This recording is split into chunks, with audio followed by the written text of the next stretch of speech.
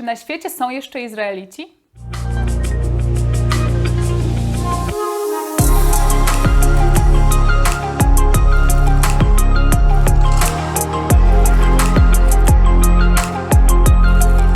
Cześć, to Agata z kanału Izraelia. Witam Was w nowym filmie, w którym omówimy sobie takie 3, z tego co się orientuję, a może 4 najczęściej występujące w komentarzach od Was błędy. Natomiast odcinek nie powstaje po to, żeby te błędy wytknąć komuś czy wyśmiać. Zupełnie powstaje w odwrotnym jakby celu. Chodzi po prostu o to, że te błędy pojawiają się w komentarzach tak często, że świadczy to tylko o tym, że większość osób, może nie większość, ale wiele osób myśli, że właśnie takie nazwy, bo tutaj chodzi głównie o nazwy, się stosuje, więc tym bardziej warto taki filmik zrobić, żeby po prostu uświadomić Was, że nie do końca tak jest i oczywiście to jest normalne, nie musicie wiedzieć wszystkiego. Pierwszym takim błędem chyba, który codziennie, przynajmniej raz dziennie pojawia się w komentarzach na moim kanale, to Izraelita. Otóż nie ma kogoś takiego już na świecie jak Izraelici. Są Izraelczycy. I teraz czym się to różni? Nawet zdarza się, szczerze mówiąc, że zostaję poprawiona na swoim kanale i ktoś mi mówi, źle mówisz Izraelczycy, a mówi się Izraelici. Otóż nie, jest dokładnie odwrotnie. Izraelita jest to przedstawiciel narodu żydowskiego w epoce Starego Testamentu, a Izraelczyk jest to współczesny obywatel państwa Izrael, więc obecnie tak naprawdę na świecie są tylko Izraelczycy, nie ma już Izraelitów. Jest też drugie wyjaśnienie słowa Izraelici, a mianowicie, nawet jest tutaj taka notka, terminu Izraelczycy nie należy mylić z Izraelici, który oznacza grupę etniczną zamieszkującą Królestwo Izraela w czasach biblijnych. Jest jeszcze drugie słówko, które też czasami zostaje użyte w celu określenia Izraelczyków, współczesnych obywateli państwa Izrael i brzmi ono Hebrajczycy. No i tutaj z tym słówkiem jest troszkę nawet trudniej, jeśli chodzi o znalezienie takiej dobrej definicji. Hebrajczycy, lud biblijny, o którym informacje pochodzą z zapisów w Biblii. Potomkowie Jakuba zwani także ludem Bożym. Hebrajczycy nazywali siebie Izraelitami, czyli tak jak wcześniej wspominałam właśnie o Izraelitach, to jest potomkami Izraela, jednego z 3 patriarchów, czyli założycieli. Posługiwali się językiem hebrajskim. I jest też druga definicja, dużo krótsza, tym razem ze słownika PWN. Hebrajczycy w Starym Testamencie nazwa nadawana Żydom przez inne ludy, przede wszystkim Egipcjan i Filistynów. Tak czy siak cały czas jest tutaj ta notka na temat Starego Testamentu, więc tak samo jak nie ma już Izraelitów, tak samo nie ma już Hebrajczyków. Więc generalnie należy po prostu uczepić się, przyjąć za jedyne poprawne to sformułowanie Izraelczycy, jeżeli mówimy o współczesnych oczywiście obywatelach Izraela. Kolejny komentarz, który też znowu byłam poprawiana pod swoim filmem na temat Izraelek. Kilka osób stwierdziło, że niepoprawnie wypowiadam się w tym filmie, ponieważ mówię Izraelki, a powinnam powiedzieć Żydówki. I w ogóle mówienie Izraelka to, że to świadczy o tym, że próbuję być poprawna politycznie. Jest to oczywiście kompletne niezrozumienie tematu, bo tu w ogóle nie chodzi o poprawność polityczną. Chodzi po prostu o to, że nie każda Izraelka i nie każdy Izraelczyk jest Żydem. Więc mówienie, że zamiast Izraelczyk czy Izraelka powinnaś powiedzieć Żyd, Żydówka, jest po prostu niezgodne z prawdą, dlatego że nie wszyscy obywatele Izraela to Żydzi. Generalnie ponad 70% obywatelów Izraela to Żydzi, natomiast ponad 21% to Arabowie, z czego 18% to osoby, to po prostu muzułmanie.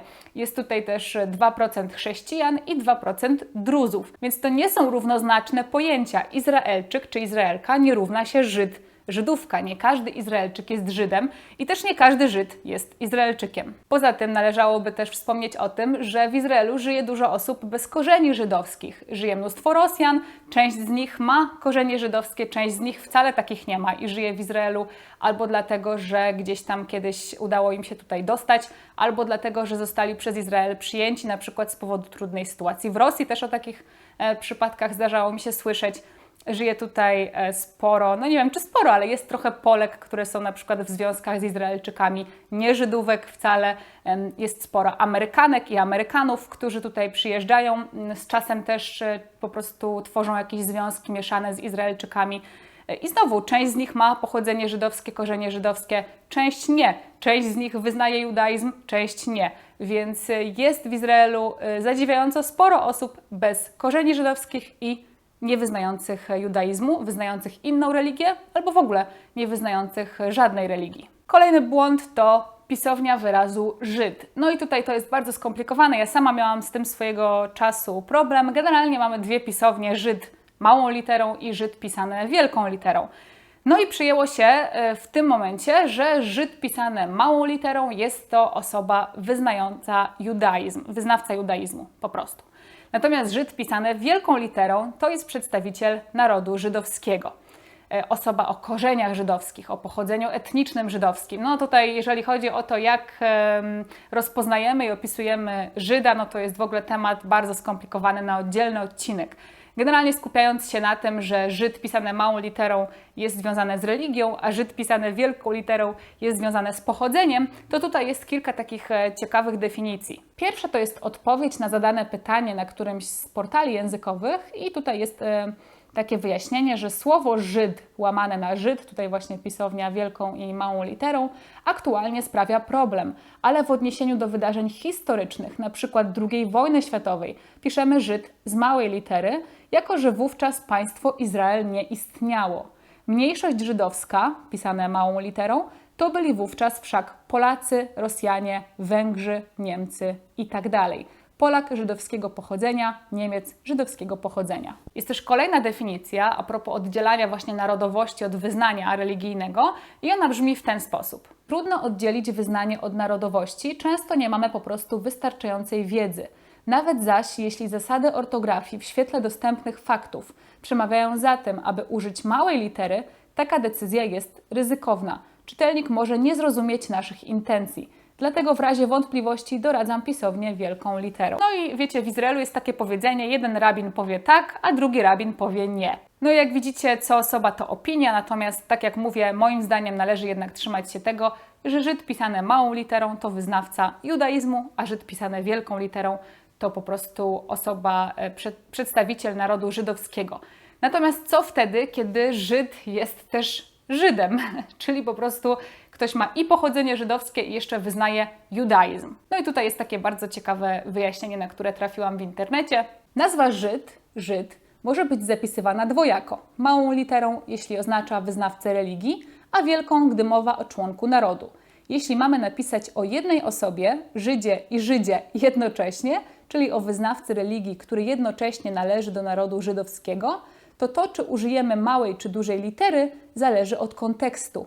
Treść zdania "O pokój modlili się chrześcijanie i Żydzi" wyraźnie wskazuje na to, że opisuje się wyznawców religii. Dlatego pojawiło się w nim słowo Żyd zapisywane małą literą. W zdaniu "O pokój modlili się Polacy i Żydzi" podkreśla przynależność wymienionych w nim osób do pewnych narodów. Dlatego rzeczownik Żyd został zapisany wielką literą.